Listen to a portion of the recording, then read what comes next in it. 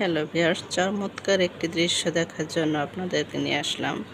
আমি দাঁড়িয়েছিলাম ব্যালকনিতে, তো এই দৃশ্যটি আমার কাছে এত ভালো লাগছিল, তো আপনাদের দেখালাম। দেখেন, দেখতে পাচ্ছেন কিনা জানি না, পায়রাগুলো দেখেন, কতগুলো পায়রা টিনের ছাদে বসে আছে। কি অসাধারণ লাগছে, ওরা উড়ে উড়ে উপরে যাচ্ছে আবার নিচে আসছে। অসাধারণ লাগছিল আমার কাছে। আর আকাশটা দেখাই, আকাশে মেঘের ঘন ঘটা, আর নিচে পায়রারা খেলা করছে। দারুণ না বিষয়টা?